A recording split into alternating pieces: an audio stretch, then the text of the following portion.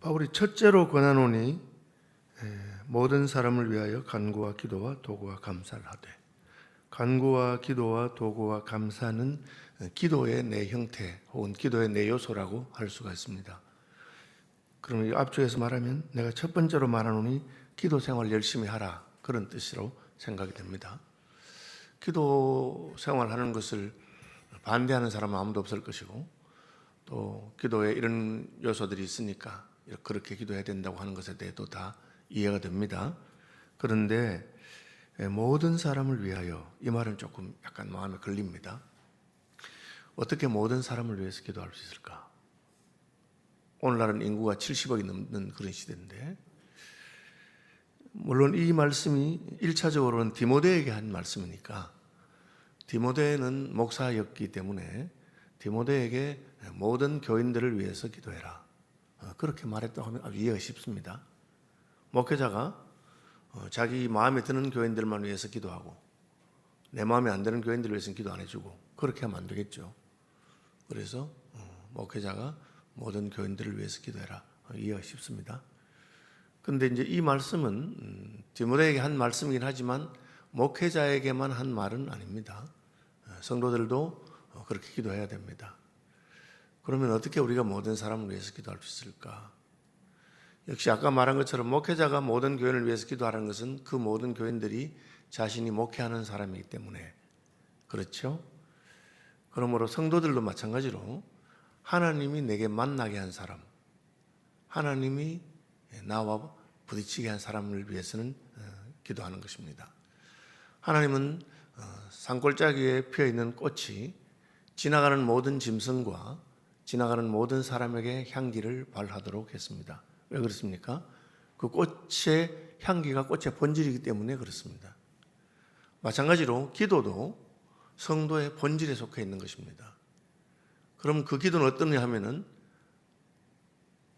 성도가 관련되어 있는 모든 사람을 위해서 기도하는 겁니다. 세상이 볼 때, 혹은 하나님 보실 때 성도는 기도하는 사람입니다. 그래서 오늘 내가 누구를 만났으면 그 사람을 축복하는 기도를 하고, 내가 새로운 사람을 하나 더 사게 되면 그 사람을 위해서도 기도해 주는 겁니다. 세상이 생각할 때 참 예수 믿는 사람들을 만나니 참 좋다. 왜? 예수 믿는 사람들은 나를 위해서 기도를 해주기 때문에 그렇다. 제가 참 좋아하는 설교자 중에 영국의 제이 존스라고 하는 분이 있는데, 이 제이 존은 이제 한 번은 택시를 타고 가게 됐습니다. 택시 타고 가다가 갑자기 제가 이 사람을 위해서 기도해야 될 생각이 들어서 그렇게 물어봤습니다. 형제, 사실 나는 목사인데, 기사님 나는 목사인데 제가 당신을 위해서 기도해 주고 싶은데 기도해 줘도 되겠느냐고, 운전하시면 들으라고 이러니까 좋다고 기도해 달라고. 그리고 기도를 시작했는데 기도가 진행되는 중에 갑자기 이 기사가 차를 세워두면 울기 시작하는 겁니다. 확 울면서 하나님 나 잘못했어요. 하나님 저 다시 예수 믿고 교회 갈게요. 그렇게 말하더라는 겁니다. 그래서 하나님께서 이분의 기도를 통해서 그 기사의 마음을 움직였습니다. 기도는 그런 능력이 있는 겁니다.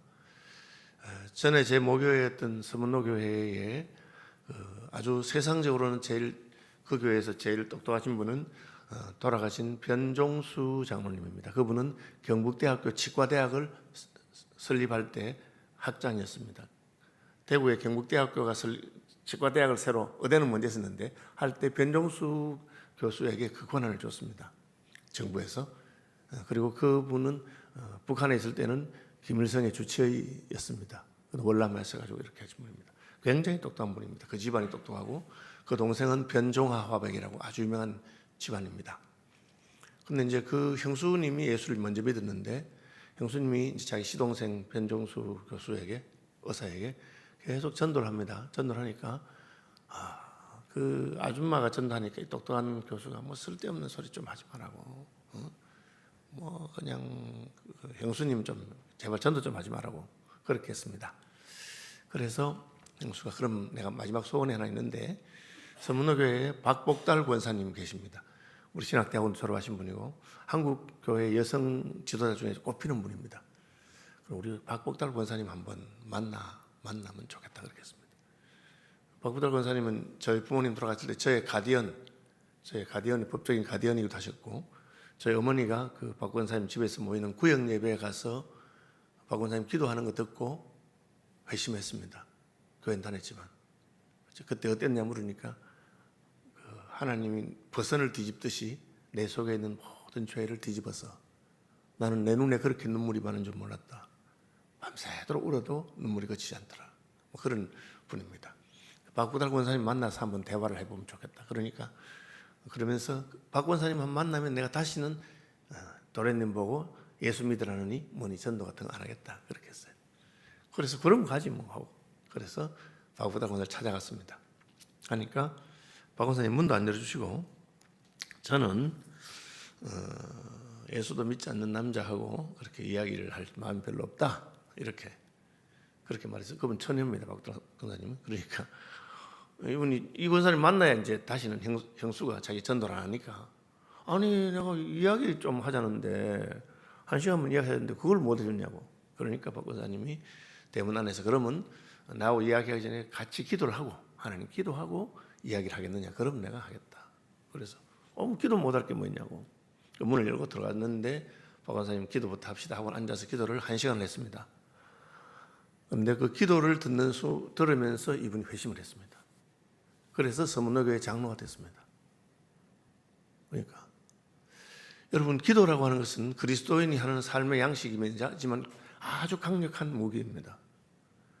그래서 바울은 목사인 디모데에게 모든 사람을 위해서 기도해라. 그것이 우리가 그들을 축복할 수 있고, 그러니까 그냥 기도를 안 하고 모든 사람을 위해서 간구와 기도와 도고와 감사를 하라. 기도에 그런 영향 있는 부분들이 있습니다. 그렇죠? 여러분이 어느 날 기도를 하는데 내가 평소에 생각하지 못한 어떤 사람의 생각이 팍 납니다. 그죠?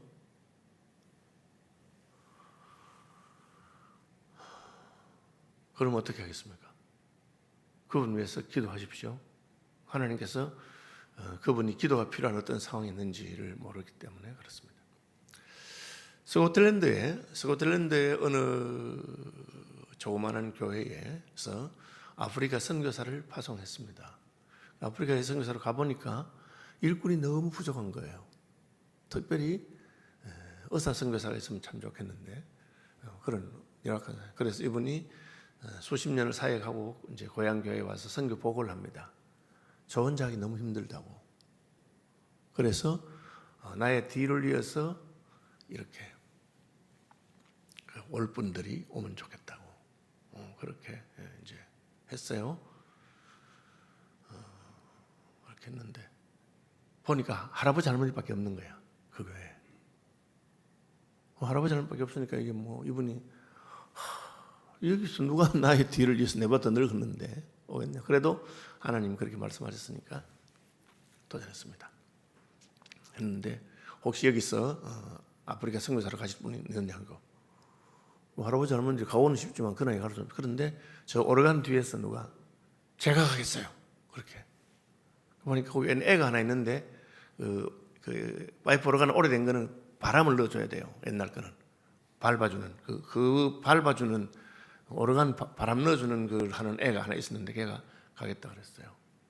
그리고 그 아이에게 선교사님 너는 그 의사가 되어서 어려 선교사가 되면 좋겠다 하고 이제 그렇게 파송돼 갔습니다. 그분이 이제 우리 잘 아는 데이빗 리빙스톤인데 그분이 많은 일화 가운데 이제 아까 그 선교사님이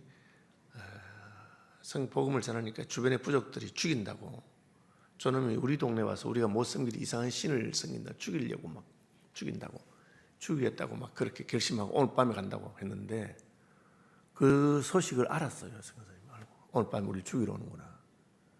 그래서 두려워 떨면서 모여서 같이 기도를 하고 있는데 안 왔다는 거야. 안 오는 거예요. 온다 해놓고. 그리고 세월이 많이 지나서 이제 그 부족들이 예수를 믿게 됐어요. 그래서 물어봤어요. 너 그때 나를 죽이려고 했는데 왜 안 죽이고 그냥 간땡 안 왔느냐 이러 물으니까 자기들이 죽이러 갔대요.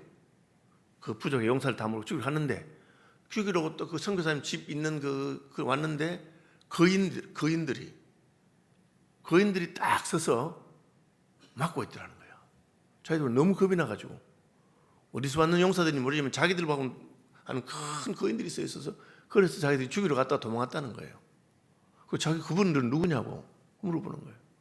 그러니까 이 선교사님이 자기는 뭐 경원을 채용한 적이 없으니까, 근데 그 간증을 이제 자기 모교에 와서 다시 하게 됐어요. 여러분, 이런 일도 있었다니까.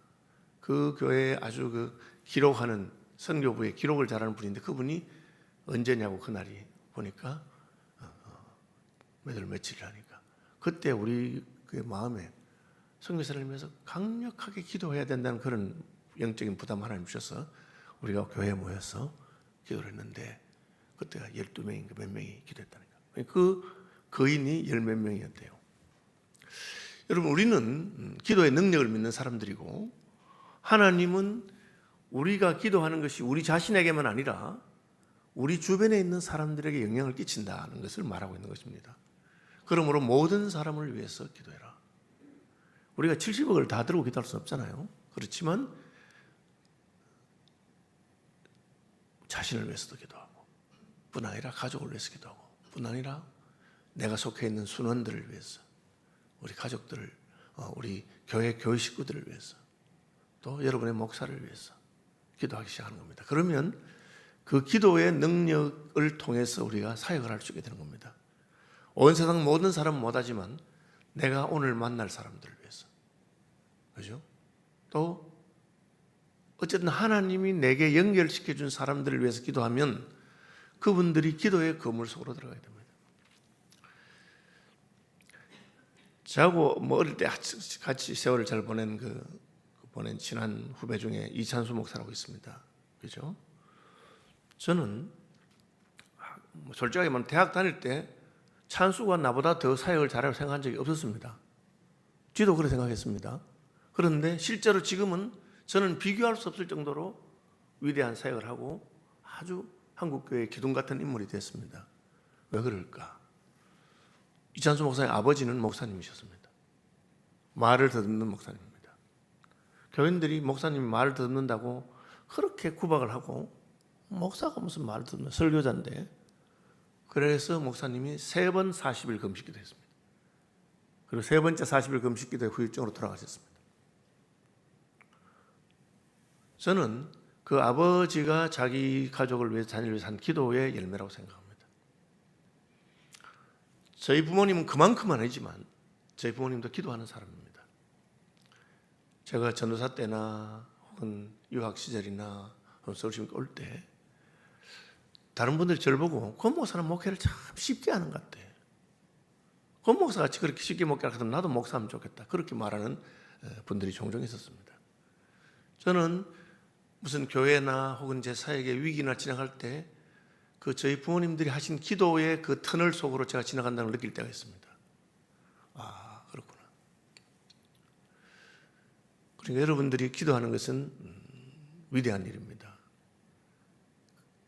예수 믿는 사람들이 자기만을 위해서 기도하면 그 남이 좋을 게 뭐 있겠어요. 우리가 만나는 사람, 주변의 사람들을 위해서 기도하면 그 사람들은 나중에는 알게 됩니다. 아, 그렇구나.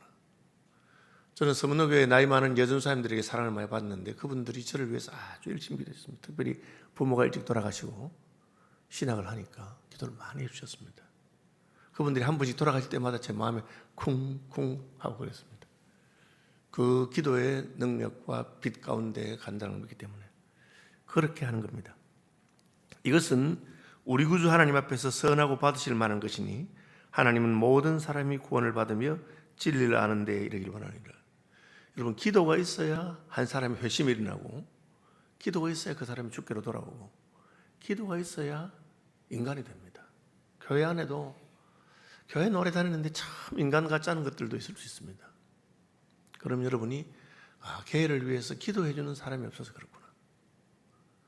내가 그 아이를 위해서 기도해 줘야 되겠다. 그렇게 해보십시오. 그러면 하나님께서 역사하시는 겁니다. 하나님은 모든 사람이 구원을 받으며 진리를 아는 데 이르기를 원하시느니라. 예수 믿는 사람이 어딜 지나가든지 그렇게 하면 됩니다. 죄송합니다. 이 본문을 제가 골고루 나누어 시간을 해야 되는데 뭐 쭉 넘어가고요. 마지막에 여자가 가르치는 것과 남자를 주관하는 것을 허락하지 아니하는데, 이 말은 좀 어려운 말이, 오늘날 왜 우리 교단 여자 목사 없느냐, 이게 헬라어 시제는 현재 진행이기 때문에 여자가 뭐 한 번 가르친다든지 혹은 무슨 한 번 이런 게 아니고 지속적으로 반복적으로 그런 의미가 있습니다. 다시 말하면 리더십에 있을 수 없다는 뜻을 말합니다. 그래서 제가 배웠던 존 스토트 목사님 같은 경우는 그 영국 성공회이기 때문에 주교가 될 수 없다. 그 성공회는 주교 중심의 그런 계획고, 저희 교단에는 이 본문에 대해서 아직까지 다른 해석을 못 했기 때문에 아직까지 여자 목사님을 세우지 않고 있습니다.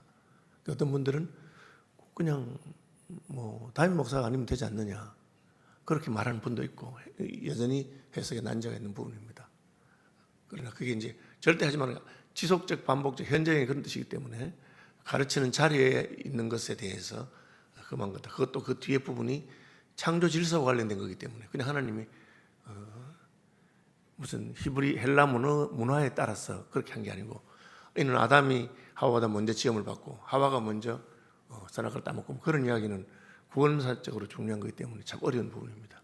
그래서 뭐 아직까지 신학자들에게서 결론이 안 나서 왜 너희 교단에는 여자 목사가 없느냐 하면, 우리가 이 해석에 대해서 교회가 전통적으로 여자 목사를 안 세우다가 최근에 와서 세우는 교단들이 생겼습니다.